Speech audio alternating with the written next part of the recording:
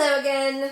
Happy Sunday. It is live interview time. Today we are going to have a conversation with Lawrence, also known as Geekster the Super Nerd. We are waiting for him to connect with us, and there he is. So hopefully this connection will be better.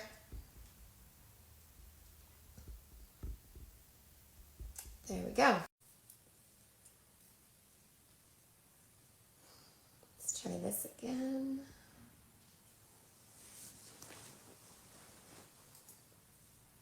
Okay, please. Let's hope this works. Does it work? Does it work? Yes, it's a little bit better. Hello, everybody. Perfect. So, no, this is definitely a much better quality video. Thank you. I'm glad it Yep, worked much out. better than data. Much better. Much better than data. Yes, much better. So, I will let you to start off this amazing conversation between us. I will let you go ahead and introduce yourself to everyone, and then I will kind of tell them how this conversation came to be, and we will jump right into the interview questions if that's okay. Well, yeah, absolutely. Of course, of course. My real name is Lawrence Luton, but my stage name is, of course, Geekster the Super Nerd. I'm 27 years old, and I live in the state of Mississippi. Awesome. Well, I have so many questions about your stage Oh, name wow. and where you're from, but first I should let everyone know how this conversation between Geekster the Super Nerd and I came to be. Obviously, we do a lot of I do a lot of interviews on Instagram Live and connect through other people, and so Lawrence reached out to me and asked me about doing an interview and how that worked, and I definitely was interested in sitting down. I love meeting people. I love hearing their stories and connecting people. Especially you're in Mississippi, I'm in California. I don't know that we would ever have had the chance to meet otherwise. I would have found a way. Even if I had to save up money and get a plane ticket, I definitely would have been able to make this interview happen. Oh no, for sure. But I just mean in general, like if I wasn't doing these interviews, I would love to try to think of a way our paths would have crossed. But so I love getting to meet people and connect because I feel like we're all human and we all can identify with each other in a little way. And I'm so excited Absolutely. to talk to you. So Yes, ma'am. let's start with my very first question. What do you think people's first impression of you is? Well, this is based off the 27 years I've been alive. Well, of course, with me, I'm not just a nerd, but I'm also a geek. But in order for to be able to answer that question, you have to know the difference between a nerd and a geek. The difference between a nerd is that a nerd understands complex and abstract things, but a geek creates abstract and unusual things. Okay. So with me, I'm in the nerd phase. I'm yet to become a geek. I've yet to reach that pinnacle yet. So a lot of people have they've taken it all out of proportion, saying that nerds are unusual, they're weird, they're creepy, they don't know how to socialize with the general population. But I don't agree with that, and that's the way I'm treated. I would have to say that in my hometown, I am an outcast because of the way I conduct myself. So why do you feel that you're an outcast? Well, Um, no disrespect to my hometown because I take great pride in it. In my, but a lot of people are quick to judge what they don't understand. You know, people are people are so used to what they're comfortable with that they're not willing to step outside of their comfort zone and able to, in order to be able to realize that life is more than what you're used to. It's about being able to experience different things, see different people, and being able to expand your horizon. But the people in my hometown aren't ready to do that yet. Not saying them in general, but those that I've encountered, they are not ready for that yet. So, yes, we had a comment from someone that said they agree. It's not just your town, it's all over the world, which again comes back to why I do these stories. I feel that if you look at the 27 interviews that have been done and posted to the YouTube channel so far, everyone's so different, yet we're all the same. We're just humans trying to live our best life, right?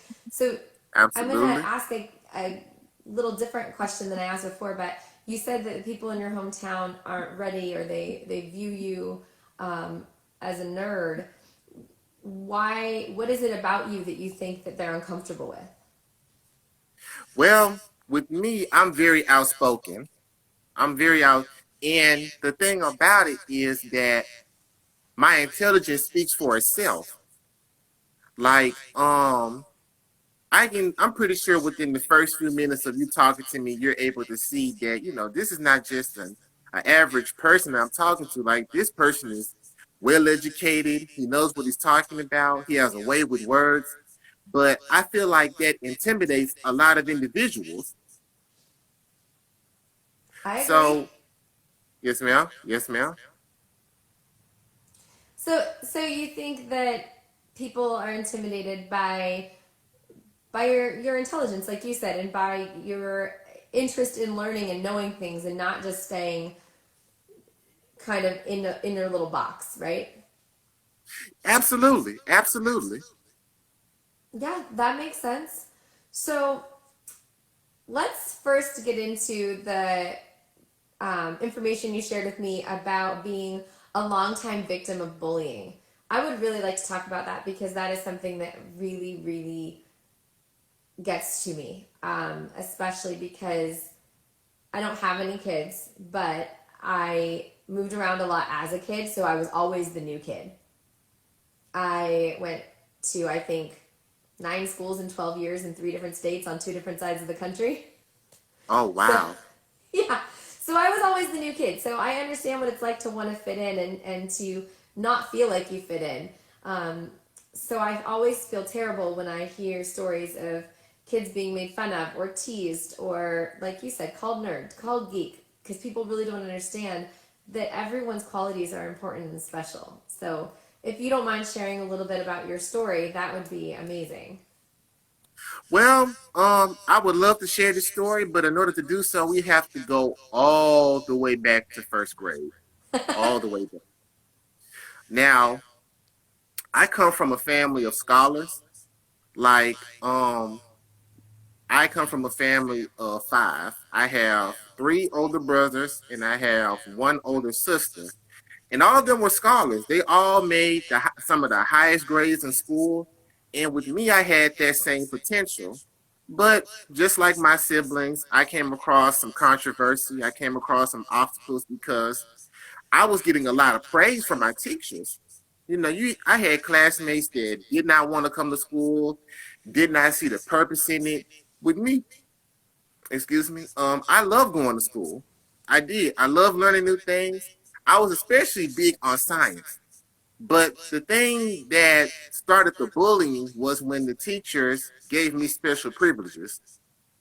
And things went downhill. They really did. It got to the point to where I was having stapler machines thrown at the back of my head. I've had paper balls thrown at me, spit balls. I've gotten wedgies. I've gotten swirlies. I gotten beat up after school. Like pretty much anything you could think of that could happen to a student, it happened to me. So the bullying got so bad that I literally had to come up with reasons to be able to skip school. And some days I was successful.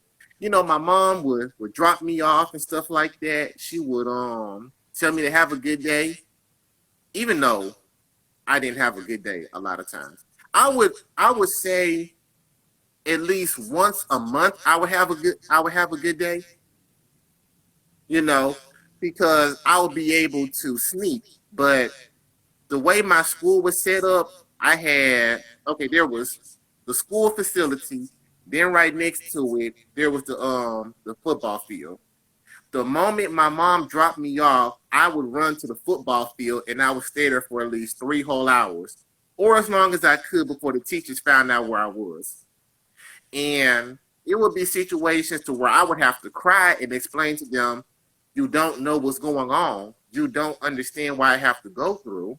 And you're like she would, they would try to blow it off. They would downplay it. They would tell me I'm overreacting.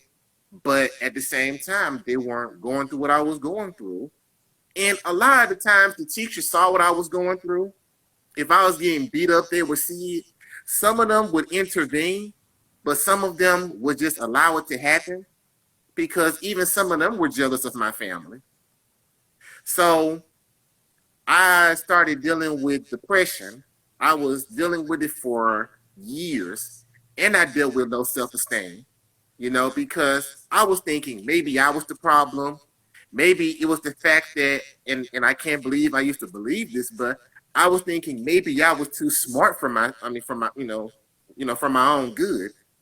So I would try to find ways to be able to make the bullying stop. So it would be situations to where I've had classmates come to me and ask me to help them with class assignments, especially the 9 weeks exams, the 9 weeks test and semester exams. I was a hot commodity now. I was because there were classmates that went to school and did not do anything. They didn't even do enough to be able to get by. They didn't. So they depended on me to be able to do what I need, for to help them with their assignments and stuff like that. So that's how the situation started. But even though I helped so many classmates, and they won't admit it, but because of them, they were able to finish high school.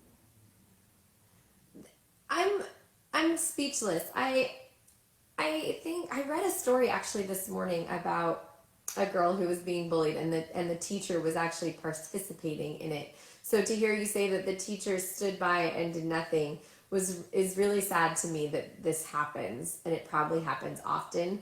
Or they think they can counsel their way through it, and it's not as big of a deal as it actually is.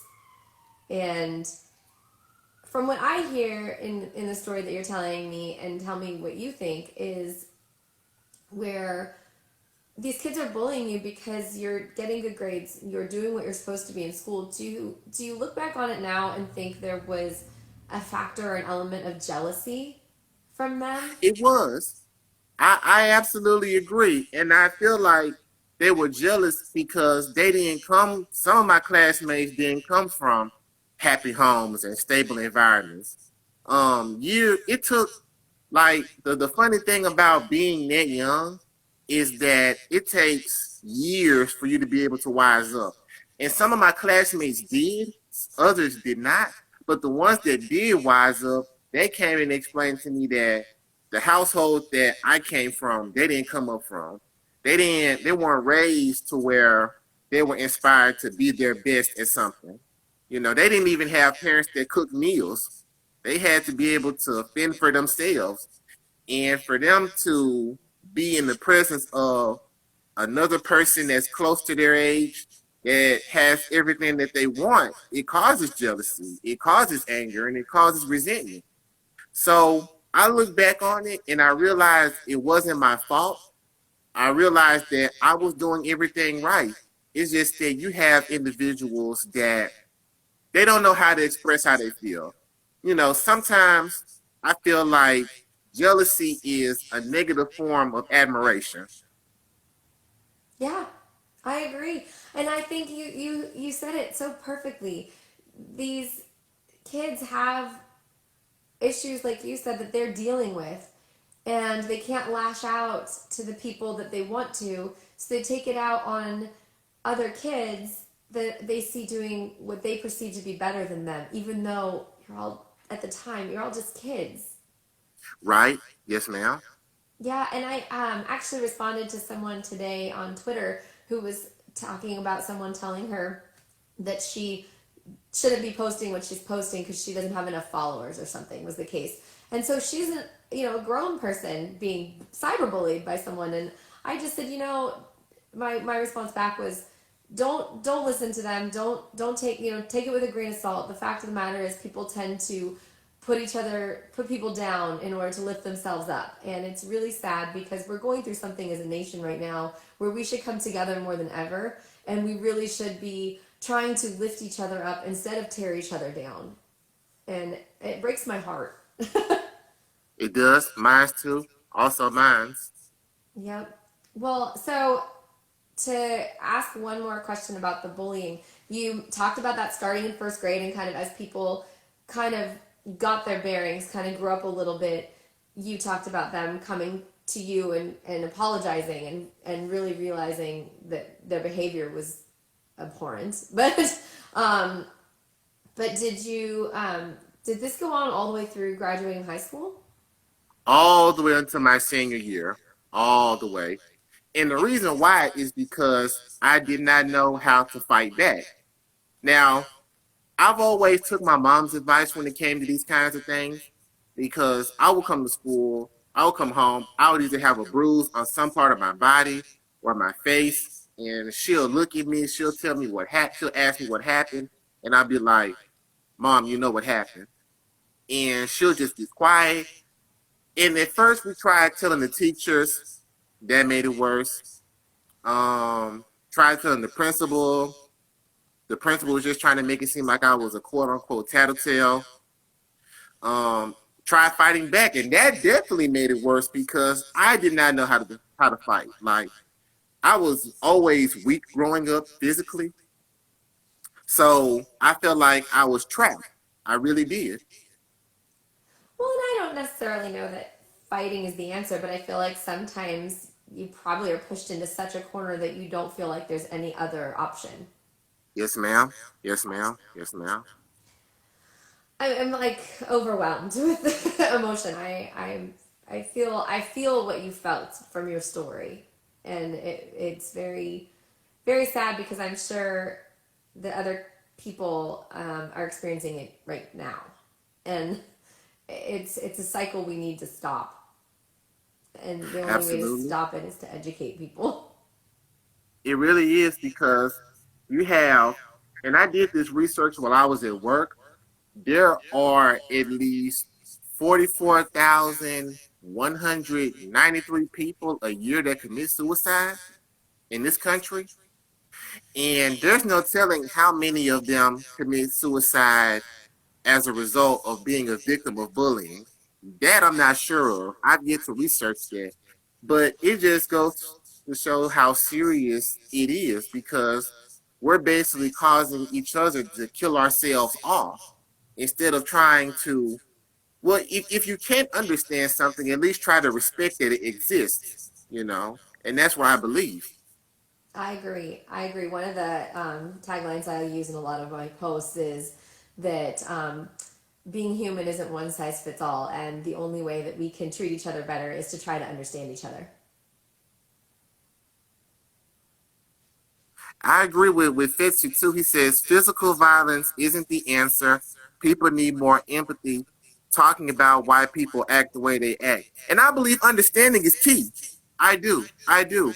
I believe that you really just can't feel that you can understand or know something just off of first impressions and things like that, or your perception of a situation. Yep. You mentioned the national suicide rate, and you talked about potential numbers of those people who are victims of bullying. There's an organization that I follow that I'm always trying to communicate with, and it's called Stand for the Silent. I don't know if you're familiar with them, but I would look it up. It's unfortunately they talk a lot about young kids who have lost their lives because of bullies. Wow, I Yeah, definitely do want to be able to look into that because I mean, that's the whole reason, one of the reasons why I started making music. I wanted to be able to, be able to make that one song that can be able to stop a person and be like, okay, well, my life is valuable, my life is important. I don't need to be doing this. yep. Well, it's a great segue too, because I was about to ask you about how you got into music. You told me that you were a hip hop artist, so I'm really interested in hearing about that. But But yeah, I talked about doing these shows to identify with people, and I identify with your mission to connect with people and connect people through your message. And that's kind of why I like these shows, is I want to connect people through these messages. And if there's one episode that someone watches, one interview that someone watches, and they say, that's me, or I identify with that, and I'm not alone here. So Absolutely, absolutely. so tell me I, how you got into hip hop, and what have you done in that arena? Tell me how things are going. well, this is now that's also an epic story that 10 years from later I want to look at and smile. Now, my brother, I used to be a big fan of R&B, and when I was getting bullied, it actually soothed me. So this is where things kind of get critical in the story. It starts off critical. I am in. I was a freshman in high school, and I got widgeted by two people at the same time.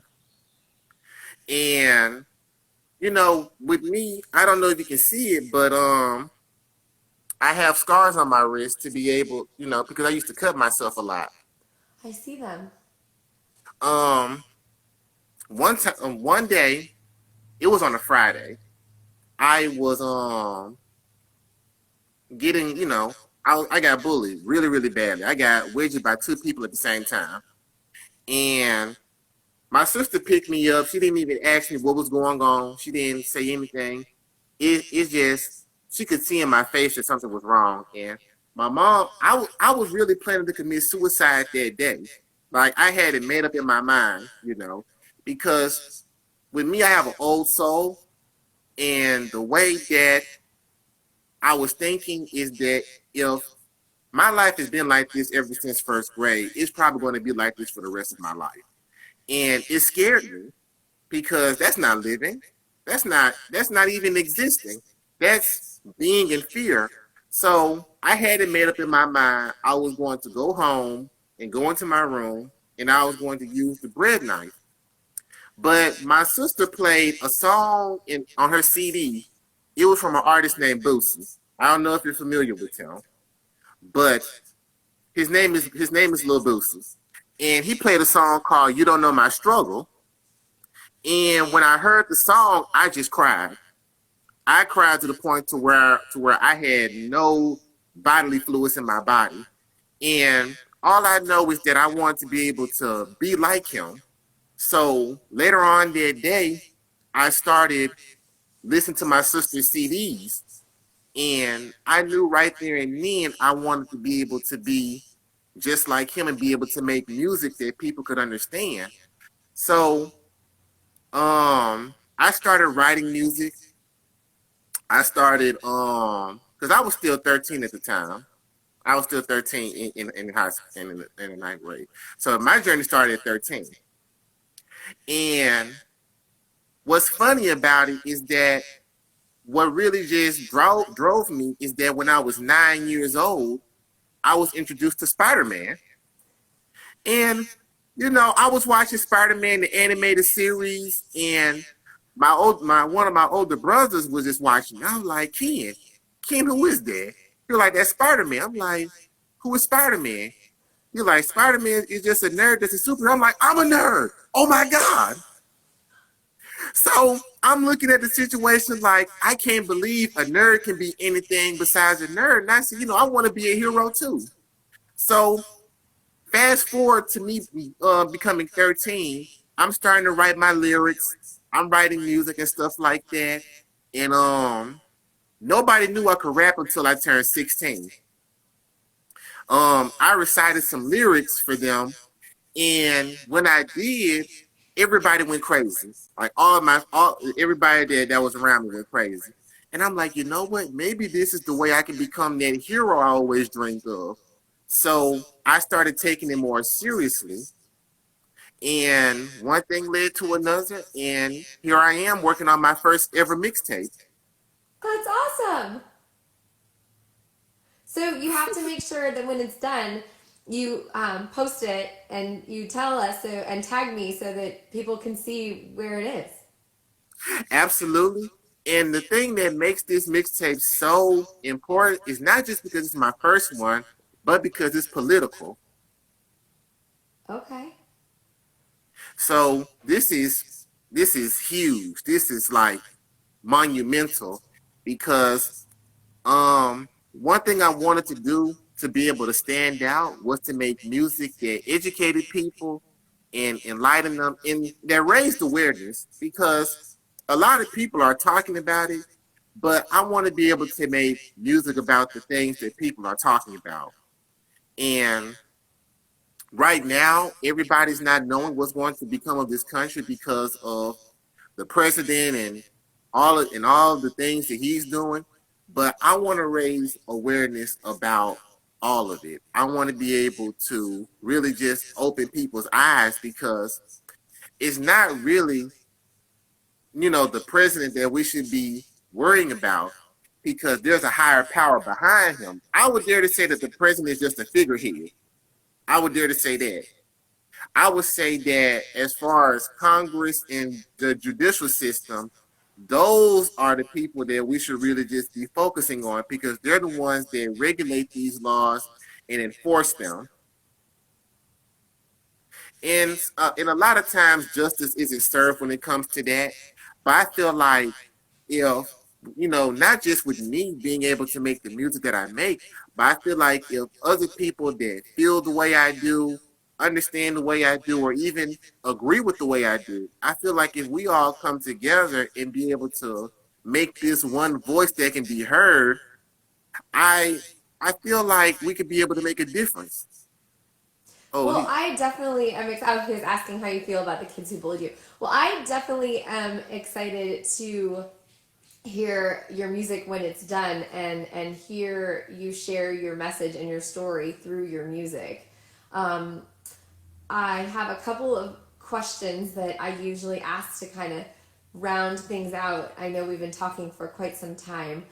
yes, Um, ma'am. so one question I have is, what is something that would surprise people to know about you? I am afraid of frogs. You're afraid of frogs? Oh yes, yes, I am terrified of them, especially the big fat ones. They look like aliens. Little bullfrogs. Oh, oh yes, no, no, no, no, no, no, no, no, no, no, no. Like Okay, if this is funny because I love frogs. wow, I didn't know that. Well, maybe the small ones like tree frogs and stuff like that, but the huge ones, no, no. That's so funny. I would never think to be afraid of them. I actually was on vacation somewhere one time and I parked and I opened my car door and stepped out and I almost stepped on a bullfrog. It was just sitting there by the rain gutter. But anyways, so someone asked what tracks you have right now out, if any, and where can we find them? Well, most of my songs are on SoundCloud. You can go to SoundCloud /Geeks to the Super Nerd. I do have a song out for the mixtape called No Soft Politics. And I have to warn everybody. Now, some of the songs that I have recorded are have not been done justice because when I first started rapping, a lot of people didn't believe I could rap or they didn't believe in my lyrical content. So my songs are recorded, but they're not mixed down properly. But if you are a true music fan and if you truly enjoy music that really speaks volumes and speaks to the soul, I encourage you to check out my music. I sincerely do.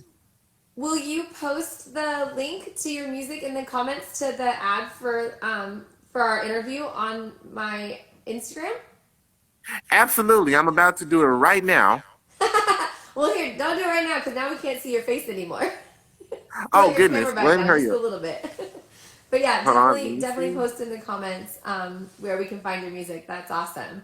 I know some people have been asking about it. I know they're interested in looking it up. There we go. Perfect. Um, Also, do post that link though into the comments on the ad that I made about this, just so that it stays, because this will go away in 24 hours. So, Yes, ma'am. yeah. Oh, and So, last you know, question, if that's okay with you. Absolutely, absolutely. So I have to say, I still love that you're afraid of frogs. It's so genuine. I adore you. This has been so fun.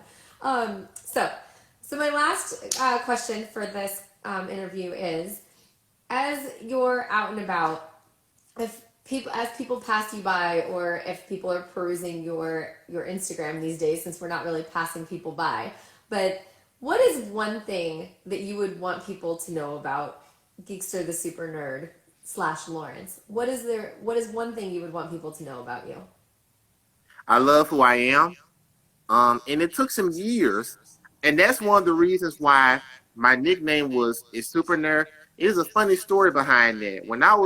I had a mentor at one time named Big Stacks, and I recorded 2 songs with him. And on my third song, he said, "Okay, here's the thing.